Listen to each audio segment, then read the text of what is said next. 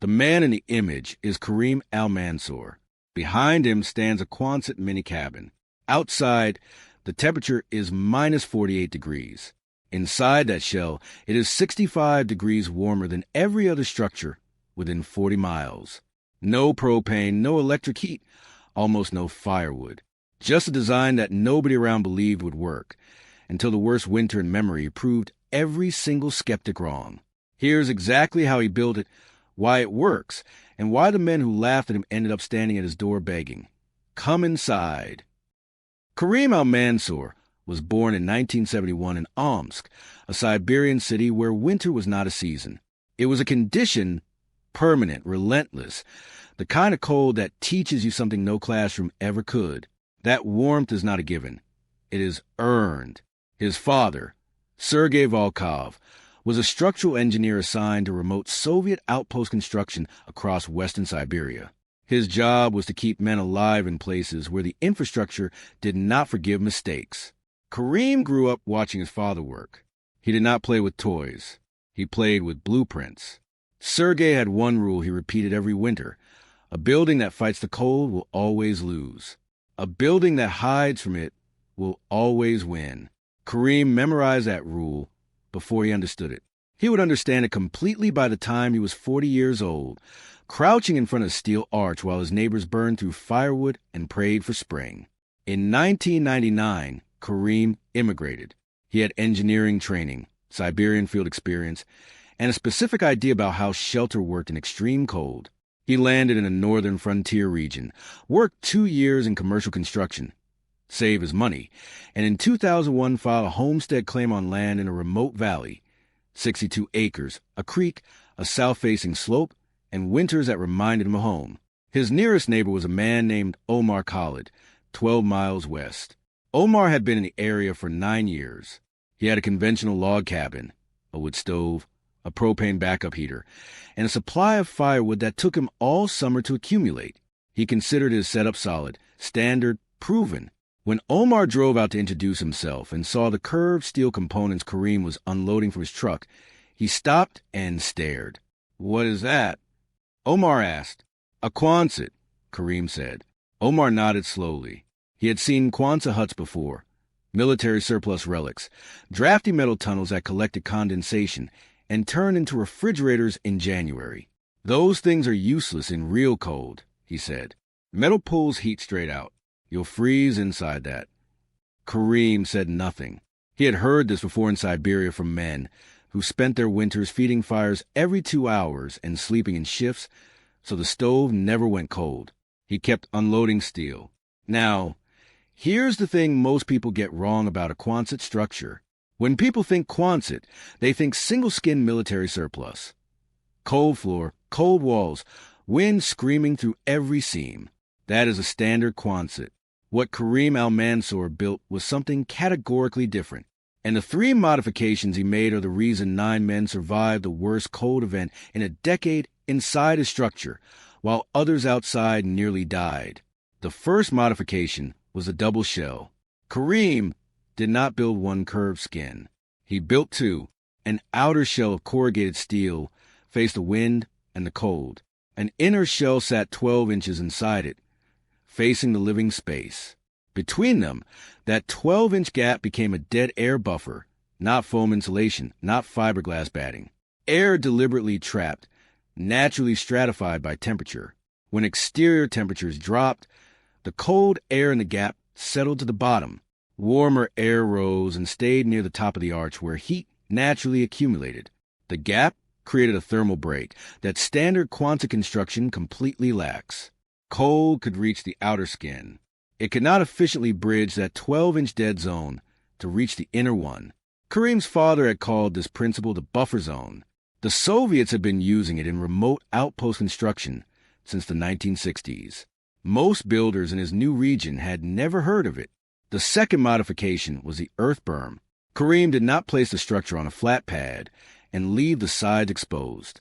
He partially buried it. He pushed soil up against the lower 2/3 of both curved sides, packing the berm dense and solid. On the north, east, and west faces, the earth rose to within 3 feet of the roof peak. Only the south-facing entrance and the upper arch remained fully exposed. This was not cosmetic. This was thermal physics made physical. Soil temperature 18 inches below grade in that valley stays between 30 and 34 degrees Fahrenheit, even in the worst winters. That is 50 degrees warmer than the air during extreme cold events. By replacing exposed metal surface with earth contact across the majority of the shell's area, Kareem eliminated the single largest heat loss pathway in any Quonset structure. The part of the building most people ignored, the sides, became its primary thermal shield. The third modification was a rocket mass heater at the center of the floor. This is where Kareem's Soviet engineering inheritance showed most clearly. The rocket mass heater is not wood stove. It does not look like one, and it does not work like one. The combustion chamber is small, intentionally small. It burns dry wood in short, controlled, intensely hot burns. The critical difference is what happens to that heat after combustion. In a conventional wood stove or fireplace, heat travels up the flue and exits the building. You warm the room by proximity to the fire. The moment the fire dies, the warmth begins bleeding away.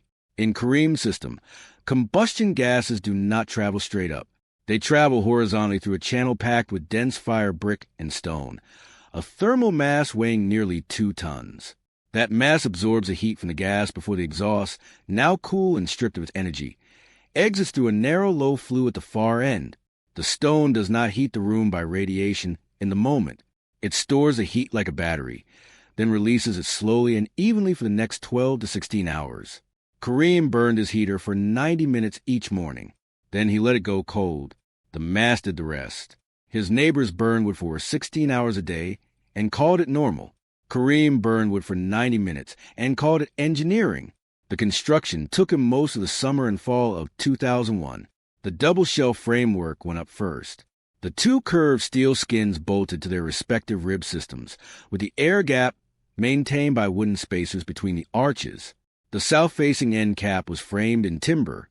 Door, a single south-facing window to capture low winter sun, and a small ventilation panel near the peak. The north end cap was sealed completely. No penetrations, no weakness. Then the earth berming began. Kareem hauled fill by wheelbarrow and by hand, packing each layer before adding the next. It took 6 weeks. His neighbors who drove past thought he was burying the structure. He was not burying it. He was arming it. The rocket mass heater went in last. Kareem had sourced fire brick from a distant supplier and transported it in loads over 2 separate trips. The mass itself, the stone and brick core through which combustion gases would travel, he built from local fieldstone gathered from the creek bed, fitted and mortared by hand. The channel geometry was precise. Too wide and gases would cool too fast, depositing creosote. Too narrow and back pressure would kill the draft. Kareem had his father's calculations. He had built 3 of these in Siberia as a young man. His hands knew the dimensions before his tape measure confirmed them. The structure was complete by early November 2001. Kareem moved in. The interior measured 16 by 24 feet. The ceiling at the peak was 9 feet. The floor was poured concrete with vapor barrier underneath. No dirt floor, no gaps, no cold seeping from below.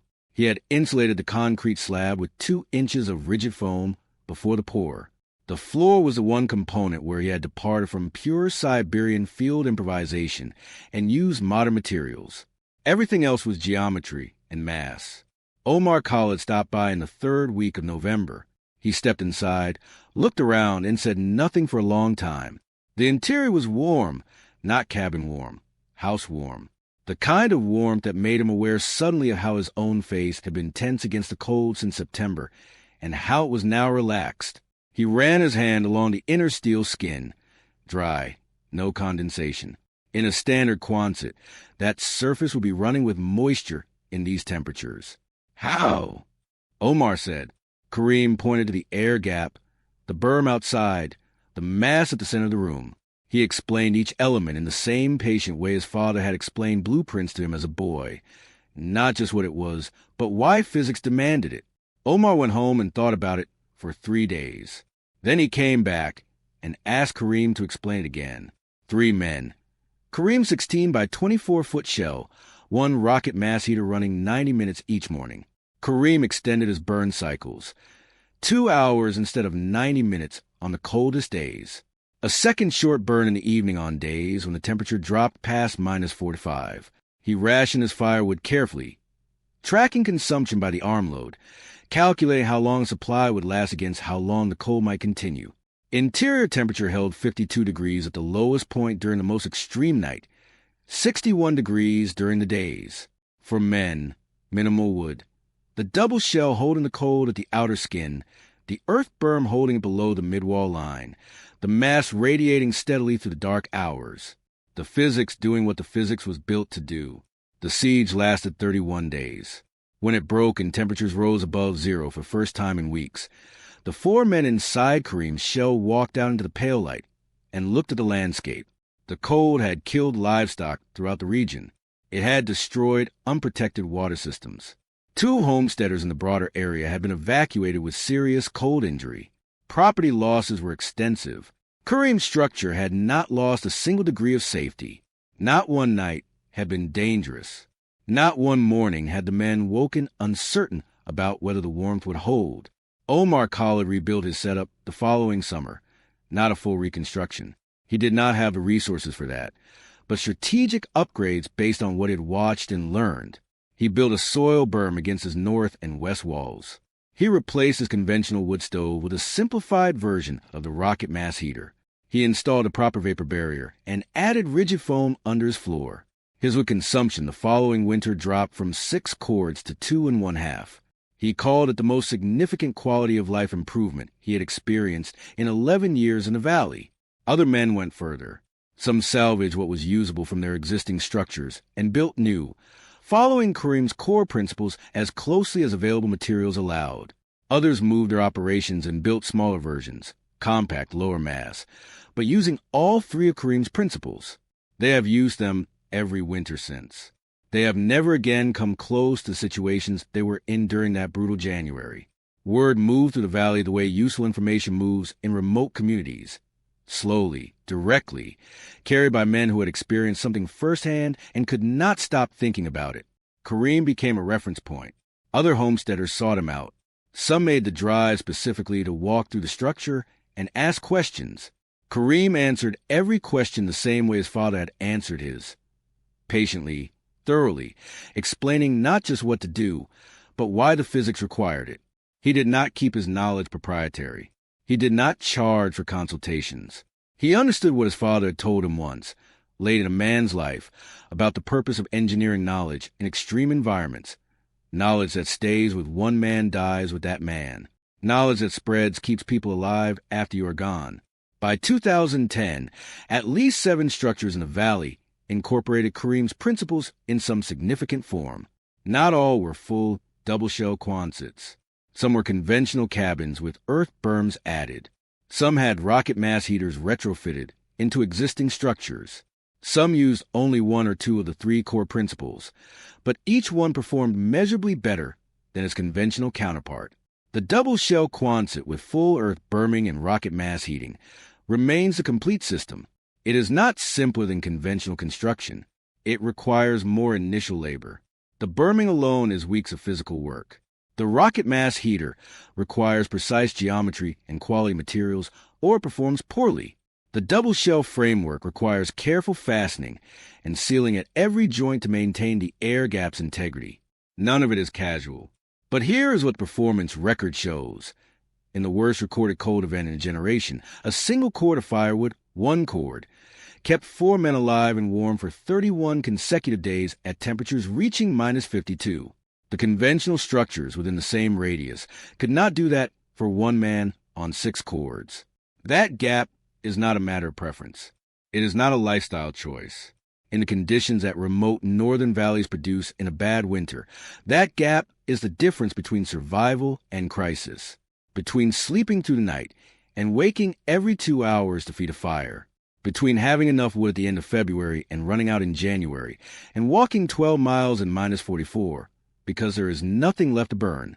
Kareem Al-Mansour learned this design from a Soviet engineer who spent 20 years keeping men alive in Siberia's interior. He brought it to his new homeland. He built it with his own hands from materials available within reach.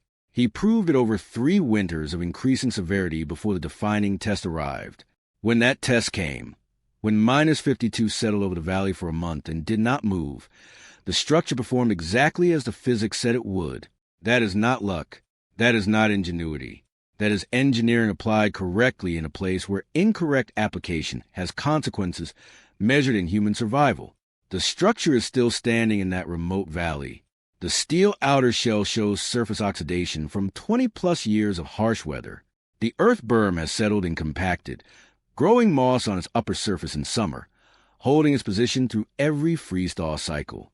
The rocket mass heater at the center of the floor is unchanged from the original build. Kareem still burns it for 90 minutes each morning in winter. The interior temperature still holds between 55 and 63 degrees through the night on a single morning charge. Outside, it is still the frontier. The cold is still the cold. The wind still comes from the north. The temperature still drops to places that kill the unprepared. Inside that steel arch, covered, bermed, anchored in mass, it is 65 degrees warmer than the world trying to get through the walls. That is what one man from Omsk built in the northern frontier with his father's knowledge in his own hands. That is what the design does. That is what is always done in Siberia and in remote valleys and everywhere else where the cold is not a season, but a permanent, unforgiving fact of life. Build before the cold comes. Build for the worst winter, not the average one. Build so the physics works for you while you sleep. That is a lesson. That is the only lesson. And it is sitting right there in that image. A man crouching in front of a steel arch in the snow, completely calm because he knows exactly what is inside.